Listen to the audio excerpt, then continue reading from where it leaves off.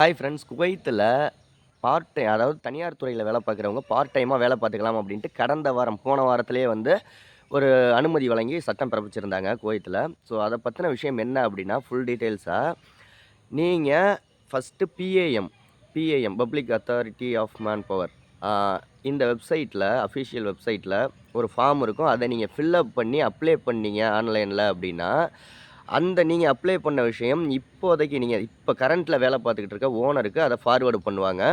அவரும் ஓகே அப்படின்னு சொன்னதுக்கு அப்புறமா திரும்ப நீங்கள் புதுசாக வேலை பார்க்க போகிறீங்கல்ல கஃபில் ஓனர், அவங்களுக்கு இதை ஃபார்வேர்டு பண்ணுவாங்க. அவரும் ஓகே அப்படின்னு அக்செப்ட் பண்ணியாச்சு அப்படின்னா அதுக்கப்புறமா நீங்கள் பார்ட் டைமாக ஒரு 4 மணி நேரம் இப்போ வேலை பார்த்துக்கிட்டு இருக்க ஓனரை தவிர்த்து இன்னொரு ஓனர்கிட்ட 4 மணி நேரம் வேலை பார்த்துக்கலாம்.